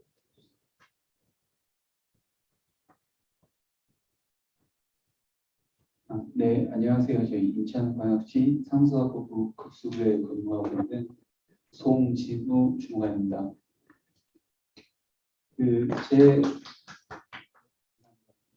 제 업무는 상수사업본부에서 현재 스마트 관광관리 인프라구축 사업에 대한 업무 담당을 하고 있습니다.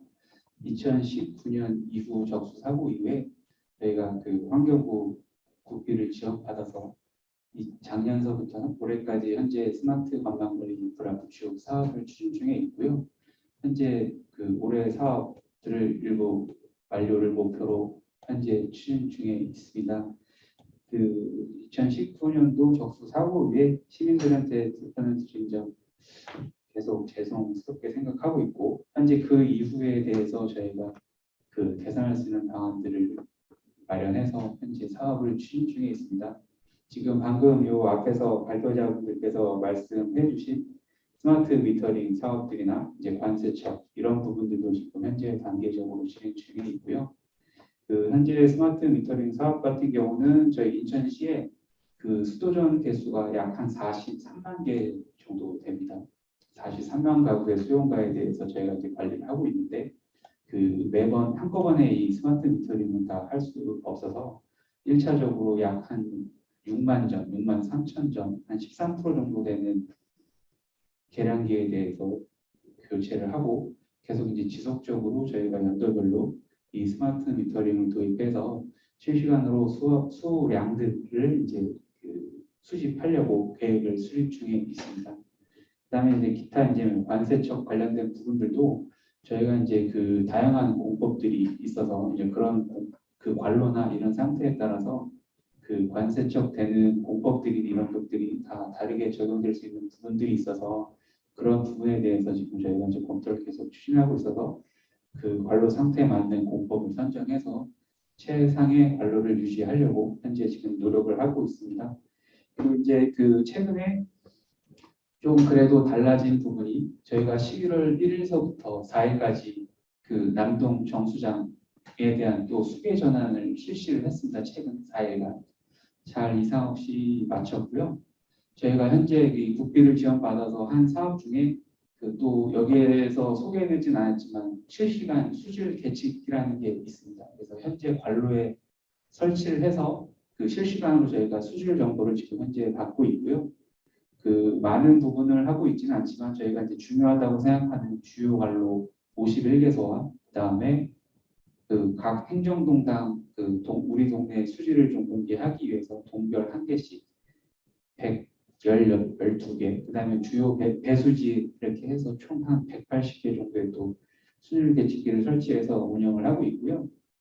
설치 중에 있는 것도 있고 이제 완료를 한 것도 있고 그래서 이번에 저희가 수계 전환을 실시하면서 기존과는 다르게 실시간으로 수질 변화들을 체크하면서 수계 전환을 완료했습니다. 그래서 그런 부분들도 실제 인력의 투입도 좀 많이 좀 줄어든 면도 있고 저희가 수질 변화를 바로바로 확인하면서 수계 전환을 하기 때문에 밸브의 작동 그다음에 이제 이런 것들도 바로바로 상황을 좀 확인하면서 할 수 있어서 또 좋았던 점들도 있더라고요. 그래서 저희가 지금 이 사업이 올해까지 하고 일부 이제 사업을 받아서 국비는 이제 지원받아서 이제 끝나는 건데요.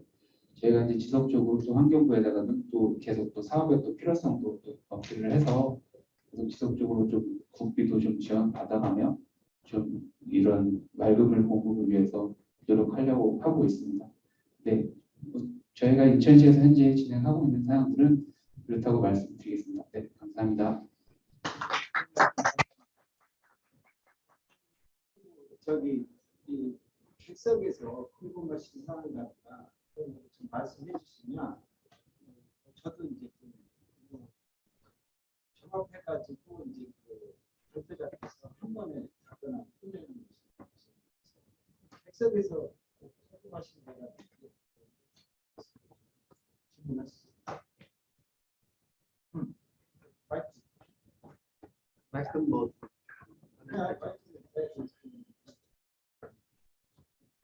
엔지니어링 회사 유포스테이 근무하는 박동신이라고 합니다.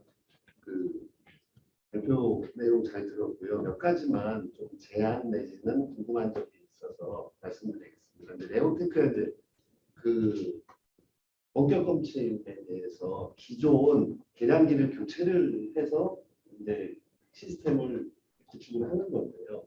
근데 기존 그 계량기가 동파는 안 일어나고 있습니다. 그래서 이제 그런 교체 시스템 그 이제 디지털화 할 때 동파에 대한 대책은 있는지 그런 것들이 궁금하고요. 또 이제 그 아까 스마트 난방의 이제 정밀 여가 부분에 대해서 그 도화의 김정현 상무님한테 여쭤보는데요.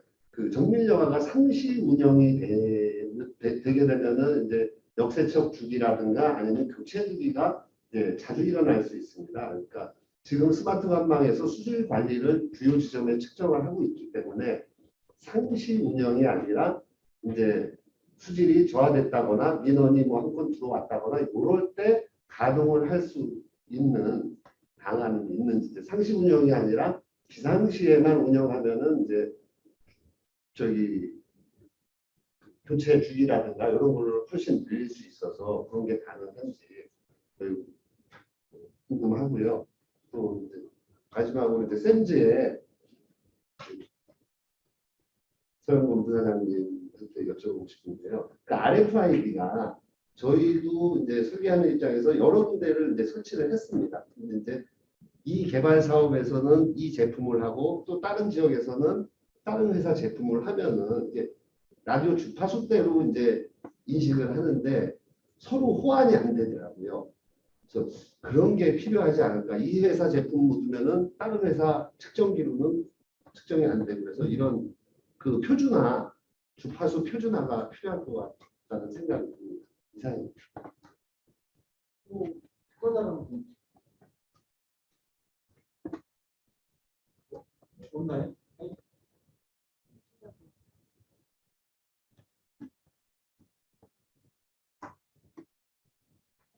저는 성호철관에 공부하는 손태주입니다.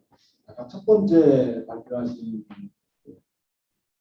샘즈인가 거기서 이제 제가 하는데 우리가 그 계량기에 하고 뭐 설치하고 이런 거는 다 좋은데 그러면 설치를 해서 엔지니어링에서 시공사에서 설치를 하고 그 주체가 인천에 하면 인천시 가수도가에 이제 그게 이관이 되지 않습니까? 근데 그게 우리가 보면 유지 관리가 어떻게 되는 건지 그 상수도 사업본부에서 하는 건지 아니면 그 업체에 납품한 업체에서 유지 관리를 하는 건지 그다음에 그 수신 장치가 내부 연한이 한 어느 정도 되는지 그런 게 좀 궁금합니다. 네, 감사합니다. 또 다른 분 없으면 제가 좀 우선 그 스마트폰 괜찮은데 배터리 수명이 어떻게 되는지 관계적인 법적으로 필요한 거 같은데 교체 주기를 감안하고 기존 계량기하고 이런 것 좀 설명해 주시고요. 그다음에 이제 에코프레그는 지금 긴급상 수용과 긴급 모니터링 있는 원격 검침하고 이게 연계되는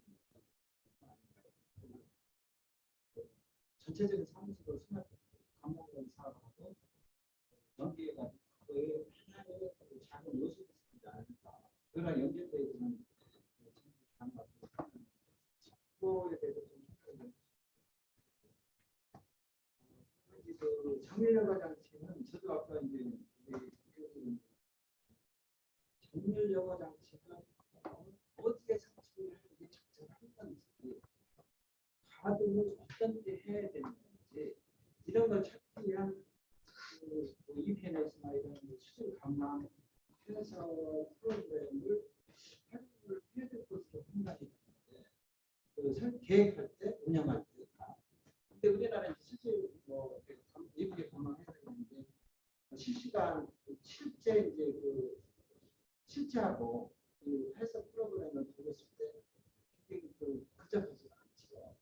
그래서 그런 걸 이제 이제 교정할 수 있는 시스템을 지속적으로 디벨롭 그런 거에 대해서 좀 아쉬운 것을 생각합니다. 그러면 이제 이제 제품별로 대형관이나 이제 소부경관에 쓸 수 있는 것을 대형관에서는 관로가 도로상에 구성되어 있기 때문에 부지 문제가 한계가 있지 않을까. 부지 문제를 어떻게 해결해야 되는지, 물론 이제 뭐 구기지나 시유지의 인근에 뭐 녹지라든지 이런 데 있으면 활용도 가능하거든요. 그럼 부지 문제는 어떻게 해결해야 되는지. CMC에서 이제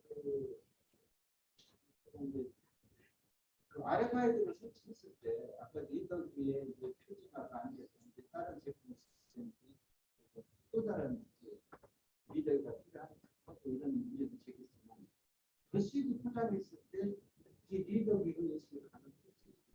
지금 이제 대부분 이제 사거리나 이 발표 지금 복잡한 데 RFID가 꼭 필요한 걸로 알고 있거든요. 근데 그런 부분들은 수시를 다시 위해 그런 거에 좀 어떻게 대처해야 되는지.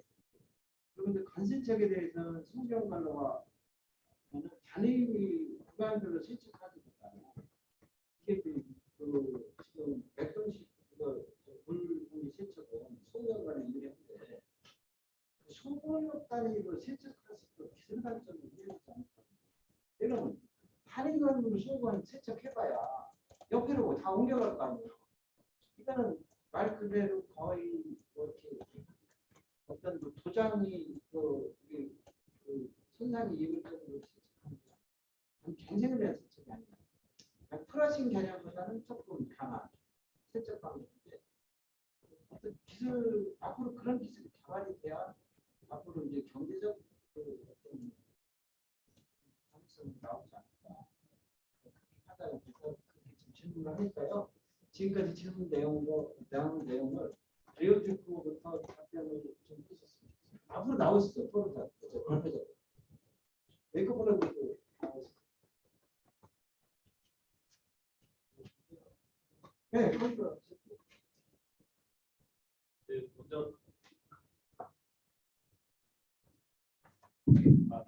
먼저 제가 발표한 내용에 대해서 좀 자세하게 들어주시고 이렇게 질문을 해주셔서 감사드립니다. 먼저 질문해 주셨던 이제 온도 동파 관련해서 저희가 이제 스마트 미터링 시스템을 구축을 하게 되면 이해하신 대로 기존의 기계식 계량기는 디지털 수도미터로 교체를 하게 되고요. 그리고 수집기를 저희가 연결을 하고 수집 서버 단에서 수집 서버 프로그램 그리고 수집된 데이터를 분석하고 모니터링할 수 있는 소프트웨어를 같이 납품을 하게 됩니다. 이 경우에 사실 저희가 이제 그 디지털 계량기를 개발하고 납품하는 업체는 아니다 보니까 계량기 쪽의 동파 대책을 저희가 답변드리기 좀 어려운 부분이 있고요. 다만 이제 계측기 계량기와 수집기 모두 이제 온도 센서는 포함이 되어 있습니다. 그래서 계측기 자체에서 동파가 예측이 되면은 동파 알림 주고요. 저희 수집기는 이제 동파 그 신호를 받아서 동시에 이제 스도미터 계량값과 상태 정보를 서버에 전송을 하게 됩니다. 그렇게 해서 만약에 물 온도가 너무 낮았다 그러면 일단 동파 알람을 저희도 그 플랫폼 상에서 띄워주게 되고요. 그리고 이제 추가적으로 이거는 이제 본외로 기상청에서 이제 겨울철에 동절기에 그 동파 예측 지역이 이제 나오게 됩니다. 이제 그런 부분을 그 API 연동을 해가지고 저희 플랫폼 상에서 이제 그런 부분도 표출을 해줄 수 있는 그런 시스템도 이제 구현은 되어 있고요. 이제 그런 식으로 일단 일단 알람을 주면서 전파를 교체를 한다라고 일단 좀 답변을 드리고 싶고, 두 번째는 일단은 계량기는 지자체에서 따로 구매를 하게 되고, 이제 설치도 지자체에서 설치 업체를 선정을 하는 경우도 있고요. 저희가 수집기를 설치하면서 같이 수도 미터를 교체를 하는 경우도 있습니다. 근데 이제 유지 관리를 하게 되면은 일반적으로 이렇게 원격 던치 단말기 하드웨어 자체는 이제 2년 동안은 저희가 그 유지 보수를 해드리게 되고, 조금 전에 말씀드렸던 플랫폼의 경우에는 이제 1년 소프트웨어 이제 유지 관리 보통 1년 정도를 저희가 그 납품하면서 해드리게 됩니다. 그 이후에는 저희가 지자체와 유지 관리 계약을 맺고, 혹은 이제 뭐 수리기가 분실된다거나 파손이 되는 경우에 저희가 이제 AS를 하면서 발생한 비용을 청구하기도 하고, 이런 식으로 유지 관리는 이루어진다라고 보시면 될 것 같습니다. 그리고 내부 연안이랑 배터리 부분은 이제 같이 엮어서 말씀을 드려야 될 것 같은데요. 수도 계량기가 일단 목적으로 8년 이상의 배터리로 운영이 되어 있습니다. 그러면은 그것과 연계가 되어 있는 저희 수집기도 마찬가지로 8년 이상의 수명 보장은 해야 되고요. 당연히 이제 수도 미터가 8년이 지났다고 해서 8년째 바로 다 교체가 되는 부분은 아니다 보니까 그 수도 미터와 연계된 수집기는 8년 이상, 그러니까 9년에서 10년 정도를 운영을 할 수 있도록 저희가 설계를 해서 제품을 개발해서 이제 납품을 하고 있는 거고, 배터리 부분도 사실 이제 그 제일 중요한 게 사실 배터리거든요. 저희가 이제 B타입의 19,000mAh짜리 배터리를 넣게 되는데, 저희가 그 데이터를 전송할 때 이제 그리고 배치기에서 데이터를 수집해 볼 때, 이때 이제 전류를 많이 사용을 하게 됩니다. 그리고 나서 그 저희가 1시간 주기로 수도미터 펀칭을 하고 전송을 하기 때문에 그 시기에는 이제 슬립 모드로 가거나 아니면 꺼버리거든요. 그렇게 하면서 배터리 수명을 늘리고 말씀드린 것처럼 8년 이상 유지를 할 수 있도록 저희가 사업을 수행하고 있습니다. 네, 감사합니다.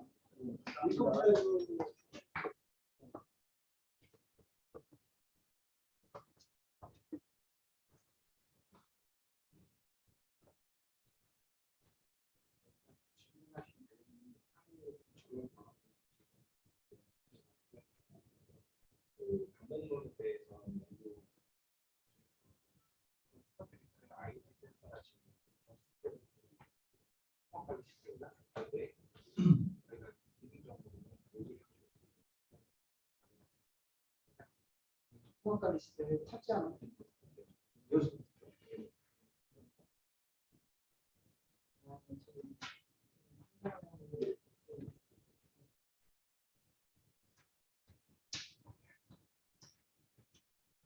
네, 세 가지 정도 질문을 주셨는데요. 우선 첫 번째 우리 저기 질문해 주신 내용이 뭐냐면은 조밀력하기 비상시 제가 운전할 수 없는 거냐, 30년 이 말씀이셨고, 앞서 제가 발표드린 내용을 보시게 되면 그 정밀력화 설치 기준을 가이드라인이 있습니다. 저희가 환경부 과제를 저희가 하게 되면서 이렇게 정밀력화 설치 기준을 기본적으로는 취약적에 대한 그 수질 대응, 마이크로 스포츠요. 네. 네. 취약 지역에 대한 수질 대응용이냐, 수질 감시용이냐고 크게 구별이 되거든요. 취약 지역에 대한 수질 대응용이라고 하면 관로 부설 연수가 20년 이상 된 노후관이거나 관로 내부관이 흡입찰관이거나 또 관로대 유속이 평상시 우리가 생각하는 유속보다 높은 지역들, 0.2에서 이상이죠. 이쪽 지역을 이제 그 수질 취약 지역이라고 보고 수질 대응을 하기 위해서 조금 이제 상식명이 기본입니다. 네. 이해되고요. 반대 이제 그 비상운전, 간헐운전은 안 되냐고 여쭤보셨는데 그것도 다 가능한데 그 부분은 뭐냐면 이제 수질 감시용 개념으로 제가 교육을 해서 그 배수질 주로 유출라든지 일단 소블럭 유입구 쪽에 수질 감시용에 대해서 각종 공사라든지 배수 청소 후에 뭔가 감시가 필요하다 생각할 때 여러 가지를 잠시 가공을 해서 운전을 많이 하고 있습니다. 그래서 이게 반드시 이건 상시다, 비상시만 운전한다 이런 개념이 아니라 혼용을 해서 우리가 그때 영적으로 하겠다라는 내용이 되겠고요. 저희 선지자체를 다니다 보니까 가까운 안산시에서 가고 시흥시에서 가고 이런 얘기를 많이 해요. 이게 여과기를 설치하면 참 좋은데 이 차업 때문에 시민들이 불편하지 않겠냐, 다음이 필요하지 않겠냐, 당연히 필요할 거라 예상이 됩니다. 그래서 제가 앞서 발표드리지 않았던 게 보시면 정밀 영화를 하다 보니까 막상 손질이 그만큼 커지거든요. 마이크로 단위 영화를 하게 되면 우리 정상에서 여관 수준의 몇 배 이상의 여관 수준이기 때문에 그만큼 그 손실이 상당합니다. 아울러서 그 여가 과정 중에서 또 체류 시간이 또 길어지게 되고 그런 문제점들이기 때문에 그런 부분들을 우리 그 메이커 분들께서는 좀 인지해 주시고 체류 시간을 최소화시켜야 되겠다. 그리고 또 그로 인한 그 수온의 변화도 우리가 예측해야 됩니다. 그래서 그런 부분이 지금 요청이 되는 바라는 뜻에서 말씀드렸었습니다. 그래서 상시 운전과 비상시 운전, 가로 운전 다 공용입니다. 네. 그리고 이제 두 번째 질문상에서 정밀여가 그 설치 장소 어느 곳으로 해야 되겠느냐라는 이제 말씀을 주셨는데 이 편에 사실 좀 안 맞죠. 그래서 저희가 관망 모델링을 하고 이거 구현을 그 데이터 값을 만들면서도 상시 저희들이 고민하게 되는 것들이 대식값들인데 그러나 이제 관로의 상태나 여건들을 저희가 정확히 인지하지 못하고 있기 때문에 그런 부분들을 실제 실증 점검을 통하고 또 현장 조사를 통해서 각적 현실이 그 데이터 기반으로 들어갈 수 있도록 이렇게 하는 것이 절실하다. 네. 그래서 결국은 이 편에 지금 아까 제가 그래서 말씀드린 부분이 앞서 소개에도 관망 모델링이 가장 중요하다.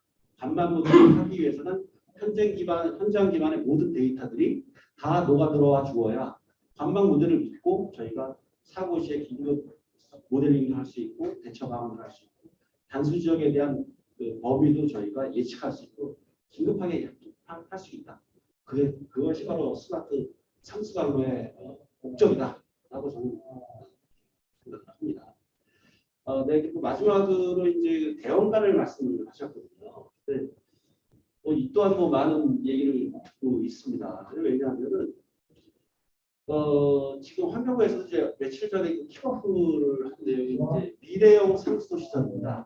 잠깐 발표되는 중에 자료에 제가 넣지 않았습니다만 최근의 내용입니다. 미래형 상수도 시설에 보면 현재까지는 이제 중앙 집중형 그 공급 방식에서 시민들에게 이제 분산형 공급 방식을 가야 된다. 왜냐하면 각 시유처들의 니즈들이 너무 다변화가 되고 있어요. 그래서 고업용소 수준을 요구하는 수요자가 있는가 하면 또 반도체 하이닉스나 뭐 이런 여러 기차 같은 경우에는 초순수 고도의 부분을 하고 있습니다.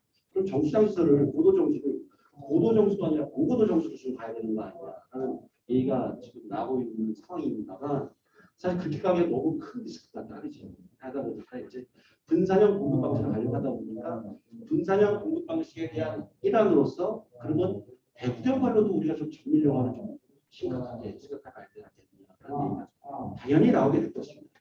하지만 현재까지 환경부에서 주관한 내년도까지 스마트 상수도 예산에서는 사실은 대구경까지는 적용할 수 있는 범위는 아니고 일반 우리 수용가에 가까운 소블록 안에서의 정밀여가 수준에 우리는 그것부터 시작을 해서 제품화 그리고 표준화 제가 말씀드렸던 그런 규격화 쪽으로 지금 한시간 본인정원에서 이거를 하기 위해서 구역을 하고 있고 적합지 표준을 만드는 노력하고 있는 상태이기 때문에 대구역안에서도 반드시 우리가 나가야 될 방향이지만 아직까지는 정밀여가 자체가 걸음마 단계의 수준이기 때문에 갈 길이 너무 멀다.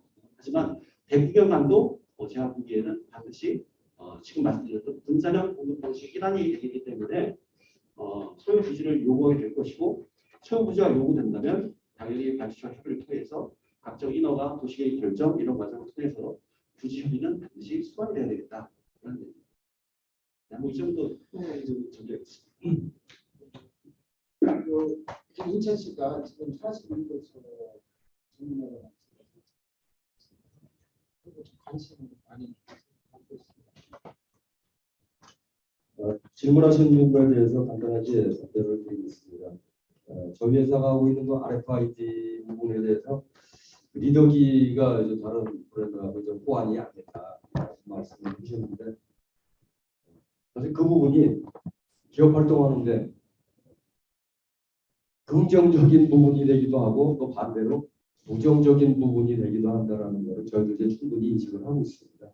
그런데 이제 그 리더기 자체가 갖고 있는 그저 무선 주파수 대역대가 128kHz로 저희 거 갖고 있고 다른 회사 것들의 그 주파수 대역대가 다르기 때문에 그거를 하나로 통합하는 거는 현실적으로 과기정통부에서 아마 좀 그런 부분까지는 고려를 안 하고 이제 부정적으로 생각을 하고 있다라고 이제 저도 이제 그 정도까지는 알고는 있습니다. 물론 이제 그런 부분들이 수혜처에서 어느 물건이 과연 수도시설물 유지 관리하는데 유리할 것이냐 그런 부분이 그런 포커스에서 고민을 하고 결정을 하셔야 될 것이 아닌가 그렇게 생각을 하고 있습니다.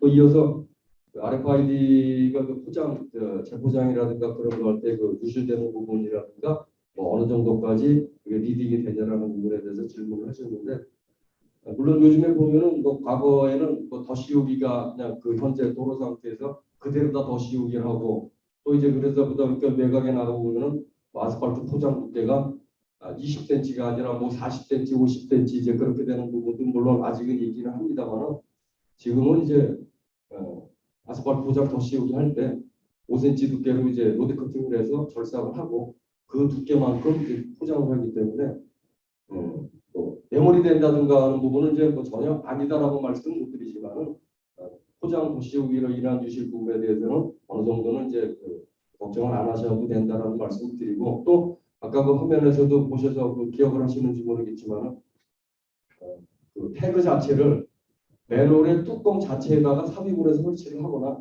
아니면은 철개 바로 옆에다가 설치를 하기 때문에 지금 보면은 그 로드 커팅 할 때 맨홀 주변은 절삭 안 하고 그대로 넘어가거든요. 그 도로관리부서에서. 그렇기 때문에 이제 유실된다든가 그런 부분에 대해서 우려는 조금 안 하셔도 되지 않나라는 그런 생각을 해봅니다.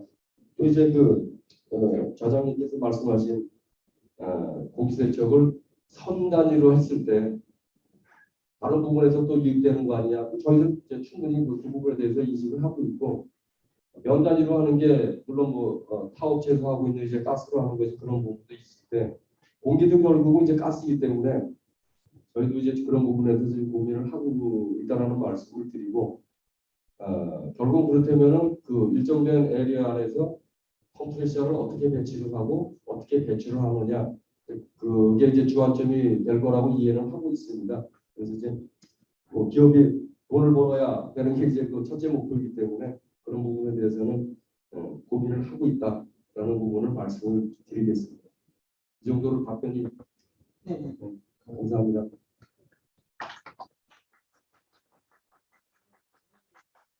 오늘 발표를 해주신 네 분과 강의 상사가 본부 좋은 말씀 많이 주셨습니다. 너무 감사드리고 경청해 주신 참가자분들께 진심으로 앞으로 스마트 상사 시스템 구축에 밑거름이 되었으면 좋겠습니다. 감사드리고 큰 박수로 마지막으로 마무리하겠습니다.